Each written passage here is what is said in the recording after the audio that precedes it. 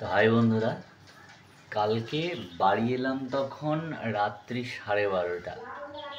আর আজকে তোমার ঘুমিয়েছিলাম, জাস্ট এইমাত্র উঠলাম। হ্যাঁ, শরীর ভীষণই টায়ার্ড, ক্লান্ত খুব। হ্যাঁ, কারণ অতটা দৌড় মানে ছোটাছুটি না করলেও হ্যাঁ অনেকটা রাস্তা দাঁড়িয়ে আসতে হয়েছে। হ্যাঁ, সিট পেয়েছিলাম, সিট পাইনি তা নয়, কিন্তু খুবই ক্লান্ত ছিল, তাই জন্য অনেকক্ষণ ঘুমালাম। প্রায় 8:30 বাজে এখন। আর মাকে বললাম সকালবেলায় যে তুমি কিচ্ছু রান্না করতে হবে না, জাস্ট সেদ্ধ, আলু সেদ্ধ, পটল সেদ্ধ, কচু সেদ্ধ আর ভাত, এই সবই করো। জাস্ট খাবো, দিয়ে আর একবার ঘুমাবো, তাহলে শরীর আমার ক্লিয়ার হয়ে যাবে। কারণ ঘুমালে পরেই ঠিক হয়ে যাবে, সেটা আমি বুঝতে পারছি, একটু টায়ার্ডনেস আছে। আর এখন একটু স্নান করে ফ্রেশ ট্রেশ হবো, দিয়ে খেয়ে দিয়ে একটু ঘুমিয়ে যাবো। জাস্ট 2 ঘন্টা ঘুমালে শরীরটা আর ক্লিয়ার হয়ে যাবে।